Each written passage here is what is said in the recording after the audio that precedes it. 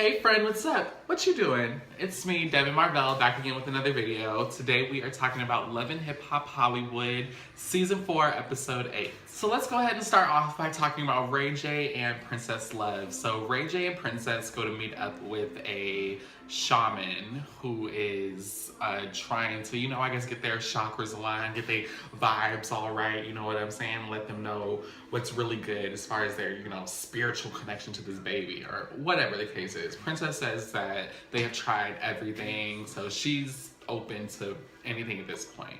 So they're sitting there and they're, meditating and, whatnot, Nam-myo, Renge-kyo, all that good stuff. And while they're sitting there meditating, doing Nam-myo, Renge-kyo, Ray is sitting there singing Kumbaya, my lord. Obviously not taking any of this junk seriously. And I mean, I get it, because when it comes to black people and dealing with like the whole spiritual thing, I mean, Ray even said it himself. He's like, I was raised Christian, so this whole pagan, mess is, it's all new to him. So the shaman sees that Ray J really isn't taking this whole process seriously. So she asks him, are you ready for a child? Because I kind of sense some apprehension from you, and that kind of could explain your low sperm count. Maybe spiritually and mentally you're not there, and that's your body's way of, kind of saying that you're not ready for a child. And Ray J's like, that's a bunch of baloney. He says that he is ready for a child. He's not gonna let this woman say, that he's not ready for a child when he is. Him and Princess go off and they're talking, and Princess asks him the same thing. She's like, are you ready for this kid? And he's like, yeah, I'm ready for it. And I'm thinking of ways to show you that I am ready for this child. And she's like, don't convince me, you need to convince yourself. So Princess meets up with Nia Riley and they're kicking it, and in walks Ray J with this little white baby. And apparently this baby is baby Stevie, and this is the baby of his business manager or business partner or whatever. He offered to babysit this baby. He asked to borrow this baby so that he could prove to Princess that he is indeed ready for fatherhood and all the responsibilities that come with it. So when he walks in with his baby, Princess is shocked, but she's actually really excited because she's happy to see that he is showing initiative. The next time we see Ray J, he is in full babysitter mode. He's walking around, he's bouncing the baby, he's playing with the baby. It seems like he's really into this whole thing. And Princess walks in and she's like, what does that smell? She was like, you gotta change the baby, Ray. You can't just be playing with the baby all day. Like, you gotta actually feed it and take care of it and water it and give it sunshine. Like, come on now. Nonetheless, she is just super excited to see that Ray is taking it seriously, and she lets him know, like, I see now that you want a family just as bad as I want a family, and that means the world to me. And so they are ready to get started and take this whole thing seriously. Ray also said that he went back to the doctor, he retook the sperm count test, and it turns out that his swimmers are swimming, y'all. So Ray J does not have a low sperm count anymore. He can't have a baby. They shouldn't have any more problems going forward.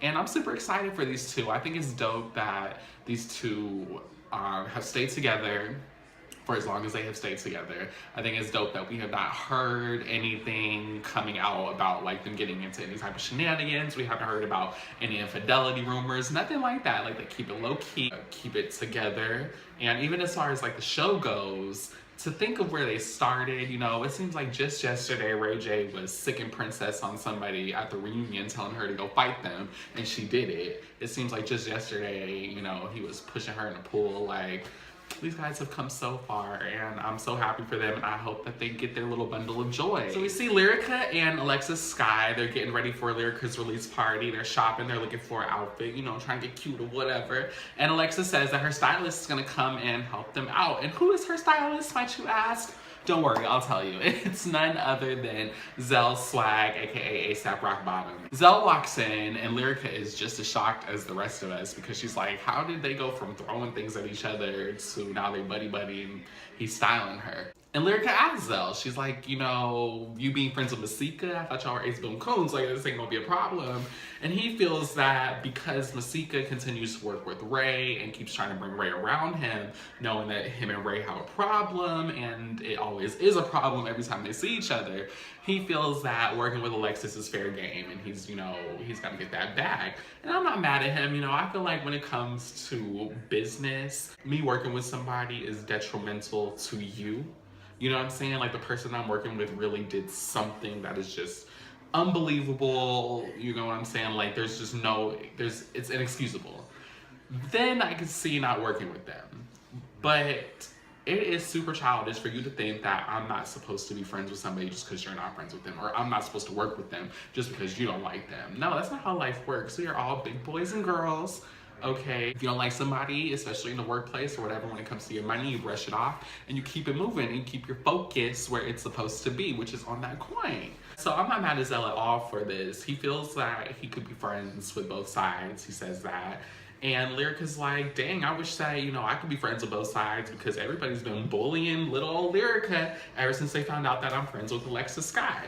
And she tells them about how she invited Moniece and Nia to her album release party, and they pretty much said, well, since Alexis is gonna be there, I'm not gonna be there. And Alexis is like, well, shoot, girl, at least you haven't been having to deal with what I've had to deal with, because I was at a restaurant the other day and Moniece pulled up on me and we got it popping. So apparently Moniece rolled up on Alexis and they, how do you say, met with the hands. They ran the fade, had a little fisticuff. And Zell was like, yeah, you know, I heard about that. I heard that you got your ass whipped to Alexis. And Alexis is like, pick a side. You know, at the end of the day, that's not, you know, me choosing a side, saying, acknowledging the fact that you got your ass whipped. Now, if you're my friend, I can acknowledge to you when you get in a fight that you got your ass whipped. Now, I might not go around telling everybody else that. I might be like, nah, it was, you know, it was fair game or whatever. She got her hits in, the other one got her hits in, it is what it is. But to you, I'm not gonna lie to you as my friend. No, girl, you got your ass whipped. But you got a couple hits in there. That might be the lie, you know what I'm saying? Like, maybe you got your ass completely whooped and didn't get no hits in there. And I might lie to you and be like, yeah, girl, you put up a good fight. You did that. You did that. You know what I'm saying? Yeah, she might have snatched your wig off, but, and you know, you might got that black eye, but you did that. You know what I'm saying? I'm sure you got a couple scratches on her. And I'm glad that Alexis knows that she deserved that ass whooping for bringing Moniece's family into it. She said herself that Moniece felt like she had to pull up because Alexis made Moniece's family all public, you know what I'm saying, and calling them out on Instagram Live or whatever. So then we see AD, Moniece, and Nia. They're out working out, you know, working on their fitness. And AD is saying, wow, it's such a beautiful day. It's, you know, it's more beautiful than, you know, y'all running up on people. And Moniece is like, what? I don't know nothing about that. Who said that? What? And Nia's like, girl, tell me what happened exactly. So Moniece proceeds to tell them, you know, I was chilling at home, you know, about to go to bed. And AD's like, yeah, we were about to go to bed. She's rubbing my head. Next thing you know, she's gone. And Moniece says, I just felt like I had to beat her ass. That was the only way to solve this problem. You know, you brought my family into it. You're sitting here calling me out as a mother. Like, I just gotta beat your ass. And I'm like, I 100% agree. I'm not for violence, especially when it comes to grown people, especially when it comes to black women. But there is a line. There's a line. I'm sorry, there's a line for everything. And there is a line when it comes to people fighting, and I think that there is just some things that can't just be solved by turning the other cheek. But Moniece says, yeah, she found her, pulled out the Uber, they got to pop it on the curb, and next thing you know, somebody came out of nowhere and started beating on Moniece, and you know, it was just this whole thing.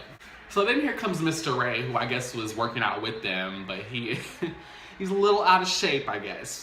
He comes up behind them and he's like, what is Thotty Poppins talking about Alexis Sky? What is she talking about? And he says that she's on Twitter saying that she actually beat Moniece's ass. Now tell me what y'all believe, okay? Do y'all believe that Alexis won, or do y'all believe Moniece won? Because personally, I feel like Moniece won. Like, I don't know, but I wish I could have been there to see it. But Mr. Ray says that Alexis is, you know, popping big stuff on Twitter. He does not like Alexis Sky. Alexis Sky does not like him either. Apparently, they've been going back and forth in her Instagram comments, and they have beef for no reason. Pretty much because Mr. Ray inserted himself into it, just, you know, because he's friends with the opposite side. Then Mr. Ray brings up Lyrica's party. He's like, wait, didn't y'all get invited to Lyrica's album release party? And he says, you know, I'm gonna go because I got some words to say to Miss Alexis Sky. You know, she said she was gonna slap me when she sees me, so I'm gonna see if she's gonna do it. And I'm like, why even test it? You know, and AD is with me. You know, she's saying, why even give energy to that? And Moniece and Nia say, you know what, yeah, we are gonna go. Even though we don't really like anybody there, we don't really mess with anybody there, we're gonna go because why? Drama. Brooke Valentine is rolling up to Boobie's brand new place that he has on his own. He finally moved out of Keisha's home. He says that this is the best situation for their parenting situation because it wouldn't be good for them to have people coming over, you know, have people all up in each other's faces. So he says this is just the best thing for them to be co-parenting, and I 100% agree. So he invites Brooke in. She sits on the couch. She notices that, you know, there's 2 wine glasses. One has a little bit of lipstick on it. And she's like, oh, so you out here now. You know what I'm saying? You out here. Okay, I see you. And he's like, I don't know why are you sitting here, you know, getting on me because we haven't made nothing official. You know what I'm saying? He's like, we haven't really talked about going official or anything. But these two obviously like each other. They obviously feel some type of way towards each other. Like, we've seen it since the very first episode. We've seen that these two have chemistry. If you ask me, they've been messing around, but hey, we don't know that. Brooke says that out of respect for Keisha Cole, she is not gonna go there with Boobie. And I am just wondering, why does she feel this way? And why does she feel the need to keep telling us that out of respect for Keisha, out of respect for Keisha? Like, girl, are you scared of Keisha Cole? Like, first of all, Keisha is done with Boobie, okay? It is 100% clear that these two are done, that these two are not having sexual relations. It is just clear that these two are they homies, you know what I'm saying?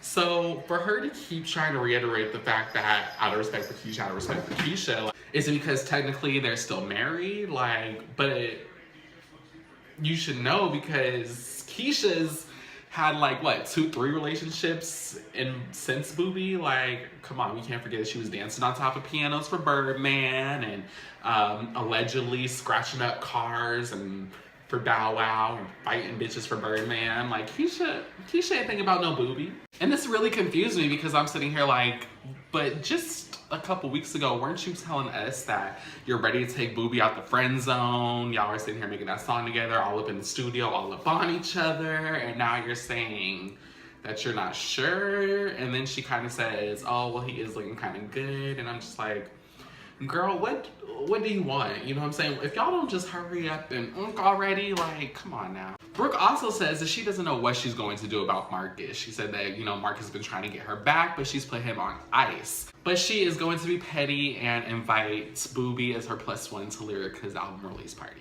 So Lyrica is living it up at her album release party for her album Adia, which is named after her twin sister that passed away when they were 3 years old. And she's just thanking everybody for coming out, all that good stuff, having a good old time. And then we just start seeing people walking in one by one by one. And I was like, okay, I kind of like how they did this, how they brought the whole cast together, you know, for one event. Because usually in the Love and Hip Hop franchise, you don't see the whole cast together, even for events, unless it's just at the reunion, pretty much. So we see Brooke walk in with Boobie, and she walks up to Lyrica and A1, and A1 being messy is like, where's my boy Marcus? And it's like, you clearly see that Marcus is not here, and I know that you know that Brooke and Marcus aren't together. Like, you being a messy one. I don't know if he just doesn't like Boobie or what, because he said this right in front of him. So he's like, where's my boy Marcus? And, you know, when Boobie introduced himself, he's like, your name is what? Booba? Is Booba? Oh, Boobie, okay. And then this is also what shocked me with Brooke, because she said, well, technically, I know this is bad because I'm technically still with Marcus. And I'm like, technically it was still with Marcus. And I'm like, okay, that kind of makes sense, seeing as how she was still going to his events and still entertaining him and showing up when he called. Like, okay, so y'all have not completely broken things off. You're still obviously entertaining him a little bit, making him think that there's still some kind of hope or something, whatever the case is. And, you know, I don't blame her because he cheated on her. He was out here running around with his little paralegal. So, you know, I don't blame her for playing games with him if that is the case. Then Brooke Valentine and Boobie go off, and then Lyrica goes up to Hazel E, who is also at the party. And Hazel apparently has a problem with Brooke Valentine because why not? She's always talking about girl power this and girl coding that and da-da-da-da, but Hazel E does not get along with other women, like, at all. And it doesn't seem like she's really that supportive of other women. It kind of seems like she's more jealous of other women than anything. And yeah, does she have any genuine friendships with women like on this show? no, girl, that's not your brand. Sorry. But Hazel says that she has a problem with Brooke because she, I guess, used to talk to Booby, and even though it didn't really go anywhere, she's mad. And she also used to do PR for Brooke Valentine at one point or another, and she says that Brooke's attitude is bad. But so that's why she doesn't like her. Instead of just, you know, starting off on a good foot, trying to get to know the girl now. And it's just stupid. Just Hazel is such an idiot. And if you got a problem with all these girls, at some point, Hazel girl, you gotta take a step back and be like, maybe it's me, actually.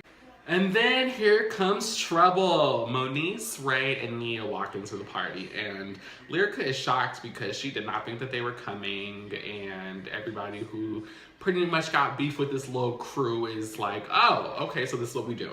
So they roll up to like this little table, I guess like this is like the mediation table, I guess we can call it, because they got this big table. So we got Lyrica, Alexis, Sky, and Hazel on one side of the table, and then we got Mr. Ray, Moniece, and Nia on the other side of the table. Immediately, Alexis, Sky, and Ray just start going back and forth, going at it, and Alexis keeps trying to attack Mr. Ray, but security is not letting her get to him. So then she shifts her focus to Moniece, and her and Moniece start going back and forth. And Hazel's, you know, chiming her 2 cents in, even though none of this has anything to do with her. She's just mad because she hates Masika and she has to be a part of everything for whatever reason. And Alexis had the nerve to blame her wearing a wig for the reason why she got her ass whooped by Moniece. She was like, I ain't wearing a wig today, da-da-da-da. And I'm like, girl, a wig don't stop nothing. Like, you could have took that off. I mean, I get that maybe she rolled up on you, it was unexpected, but honey, come on now, stop making excuses. If you got your ass whipped, you just got your ass whipped. And then Alexis starts trying to explain her whole beef with Masika again, and how she was with Fetty Wap, and then here comes Masika, and Masika got a baby, blah, blah, blah, blah. And it's like, oh, girl, get over it. You're still mad? You're still mad about what? Fetty Wap has been moved on from the both of you hoes, and you're still mad. You're exerting all this energy over a girl who refuses to even be in the same room as you, okay? She doesn't want to have a conversation with you. She doesn't want to talk to you. Like, why? Why are you so damn pressed? I mean, I get it. You don't have a storyline. You don't have anything else going on outside of that whole Solo Lucci thing. But now that that's over, how are we going to stick around on this show? I get it. You know what I'm saying? I get Masika is the whole reason why you are on this show. But girl, come on now. In the middle of Alexis going at it with Moniece, here comes Lyrica like, okay, you know what, stop that. I need to say what I gotta say. And I'm like, okay, who is this Lyrica? Like, I didn't think Lyrica was soft or anything, but I've never seen her like really get at anybody or turn up. So it was really interesting to see her kind of snap. So she looks at Moniece and she's like, you know what? You were talking all that cash stuff the other day, saying that you were gonna beat my ass, so let's do it. Go ahead, beat my ass. And Moniece is trying to talk to her. I can see that Moniece, I don't want to say that she regrets saying that, but I feel like Moniece really didn't want any smoke with Lyrica. Like, I feel like she really didn't have a problem with Lyrica. Lyrica just was kind of a casualty of war. You know, she was guilty by association pretty much for being friends with Alexis Sky. So it seemed like Moniece was going to apologize to Lyrica and try to see if they can get on some common ground, but Lyrica was just being so loud and obnoxious and not letting her talk because she finally found her voice and wanted to be hard for once. So that ended up going nowhere, no type of resolve, and Moniece and them ended up leaving. So Tiara goes to meet up with Miss Nikki Baby, and Nikki says she hasn't heard from Tiara in a while, probably because Tiara's back to her old ways. And I'm like, here we go, exploiting this girl again for a storyline because Miss Nikki Baby has absolutely nothing going on, so she has to ride on Tiara's coattails of this whole drinking and alcohol thing. At this point, I honestly don't get alcoholic from Tiara, and she's either a really great actress or I don't know. I just don't get alcoholic from her. Like, I feel like they're really putting 20 on 10 and trying to make this seem like it's more than what it really is with her drinking. I think that she doesn't know how to handle her liquor. I think that she doesn't know when to stop when it's time. But I don't think that she is necessarily an alcoholic, because just because you don't know how to handle your liquor or you don't know when to stop when you do drink, that don't make you alcoholic. So, I don't know, man. I just don't know. And Nikki asks her, you know, do you have everything under control? Talking about her drinking. And Tiara's like, yeah, I have everything under control. You know, she says that she's not an alcoholic. She's never been an alcoholic, okay? She makes too much money to ever be an alcoholic, okay? Alcohol is cheap, okay? Alcohol is whack, all right? What y'all know about that? Nikki says, well, I know that you and Hazel got into it, but I feel like you guys have so much history and love and, you know, just I feel like you guys are just really good friends, even though for the past 4 seasons, you guys pretty much have not gotten along at all. I just feel like you guys need to meet up. And I'm like, you fake. You super fake, because you sit here, you say that you care about Tiara, you say that you're really friends with her, and why would you want to put her into a situation, especially if she is an alcoholic, you're putting her into a situation that's probably going to trigger her drinking. So how does that make sense to you? But Nikki says, you know, I'm starting a cosmetics line, I'm about to have my little launch party, and I just want to be able to invite you and Hazel, because Hazel's also my girl. And I'm like, since when? And Tiara says, you know what, the thing about Hazel is this: she would not have had a big problem with Hazel had they been able to talk, because they said that the one thing that they would never do to each other is to get physical. And Hazel crossed that line when she threw that plate at her, and it didn't even have to go there. But she says that she is willing to play nice for Nikki's sake. So then we see Miss Nikki Baby at her launch party, and everything seems to be going off without a hitch. Tiara and Hazel come to the party, they confront each other. Security's already in between, there's like all this space and no opportunity between them. Tiara's like, well, last time I saw you, you threw a plate at me. And Hazel's like, yeah. And she was like, so why are you getting physical? I thought we said we'd never get physical. And Hazel's like, well, you deserve physical. And Tiara's like, oh, really? Ends up getting held back as usual. I don't know why y'all do this. See, y'all need to take a lesson out of Moniece's book. Moniece is a real one, okay? And let me tell y'all why. Moniece is probably one of the realest Love and Hip Hop cast members. Moniece knows good and well that she cannot fight on this show, okay? She knows that if we're face to face and all these cameras, the production crew and security is around, I'm not gonna be able to touch you, I'm not gonna be able to get to you. She knows that. So what does she do? She waited till the cameras and the producers and security weren't around, and she took it upon herself to find out where the girl that she had a problem with, where she was at. She pulled up on her and they fought. You sitting here jumping at each other in the middle of a scene, y'all look stupid because you're never gonna get to each other. Security's not gonna let that happen. Producers aren't gonna let that happen. It does not go down like that. Like, they make sure of it. This ain't the Bad Girls Club, honey. This is Love and Hip Hop. So it was just goofy, them trying to go at each other, and I think Hazel ended up leaving and Tiara stayed back and talked to Nikki's mom, and Nikki's mom is like, you gotta stop this, you gotta calm down, da da da da. And Nikki's like, yeah, you gotta stop, you gotta calm down. She's like, I don't think Tiara has her drinking under control. And I'm like, are you kidding me right now? Are you really trying to blame this woman's drinking on what just happened? No, what just went down was a woman that was mad because somebody tried to play her, somebody tried to fight her.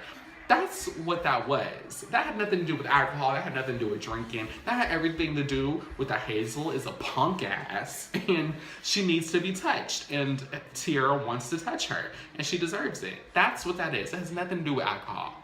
Okay? That would have went down the same way if Tiara was 5 years, 10 years sober. And I just really, really, really want for Tiara Marie to get out of this reality TV trap because, honey, okay, I don't want to say they're making you look bad, but because I know that you got some say, you know what I'm saying? You have to have some control over yourself and your actions in your own life and your own narrative. But girl, next season, here's what I want for Tiara to do. I want Tiara to go off. I want her to go to rehab, even if she doesn't need it. I want her to go off to rehab as a part of her storyline. I want her to come back refreshed. I want her to look good. I want her to, you know, just be a whole new Tiara. I don't want to see her in a relationship with anybody or talking to anybody. I just want to see Tiara Marie in the studio doing her music because the girl can sing and she's super talented. Like, if you have not heard her first album when she was with Rockefeller, it's really good. There's a song on there called Phone Booth, which I absolutely love. But with all that being said, like, Tiara has the talent. She absolutely has the talent, and it's a shame that all of these shenanigans are overshadowing it because ever since the first season, it's just been her fighting, her fighting, her fighting. Now it's her drinking, her drinking, her drinking. And they keep trying to make her look like she's just out of control, and that's fine and dandy for reality TV, but if you really want to have a serious career or get your career back as a musician, you got to tighten up, because nobody's going to want to work with you if they think that you can't control yourself, if they think that you can't handle your drinking, if you can't be professional, if you see somebody that you don't like and you're going to snap all the time. Like, you have to do better, and don't let all these people play you. Stop letting all these people use you for their storylines too. I don't want to see her hanging out with Ms. Nikki Baby, Moniece, Mia, nobody next season, because they're all fake. They fried. So then Hazel is talking to Nikki, and she too blames what transpired on Tiara's drinking, because Hazel refuses to take responsibility for anything that she ever does. It's never her fault. It's never her fault. She never does anything. Even with the whole Chanel West Coast thing, she didn't take responsibility for anything. Yeah, she apologized, but she never took responsibility for the fact that she should have sent that girl a treatment. But Hazel says, you know what, Tiara can't be up in my space until she goes to rehab and gets help. And I'm like, good, she doesn't need to be in your space. Nobody needs to be in your space. You need to be in your own space. Just you and Rose Burgundy, okay? Y'all just live in your own little world. We see Moniece in the studio with her cousin slash vocal coach. She's still trying to work on getting her music career off the ground. And in walks Miss Nikki Baby. Now, Miss Nikki says that she really don't like Moniece because she's been out in these streets talking mess about her, calling her a walking condom or whatever. And but they have one thing in common, and it's that is their love for Tiara Marie. And so she sits down with Moniece and she's like, look, I want to help Tiara get it together. Moniece is like, look, girl, been there, tried that, okay, didn't work, so I'm moving on. But Nikki ends up convincing Moniece to help her help Tiara. So they agreed to put their differences to the side for the sake of Tiara.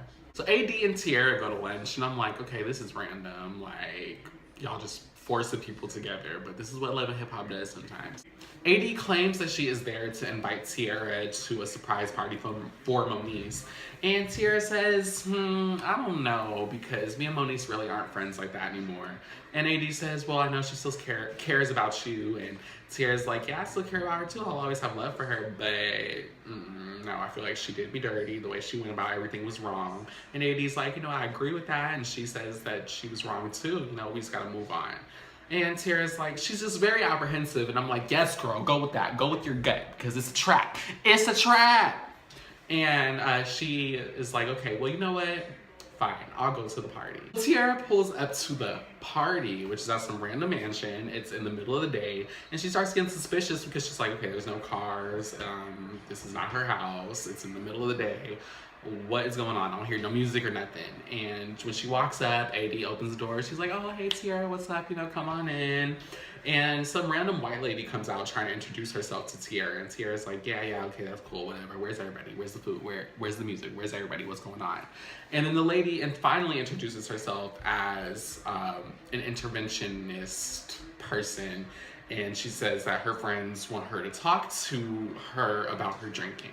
And I'm like, whew, well, this is not gonna go well. I don't see Tiara sticking around for this, but we'll see what happens next week. What do you guys think is gonna happen? Oh, that's all I have to say about it. Thank you guys so much for tuning in for this video, and make sure that you guys like, comment, and subscribe to my channel.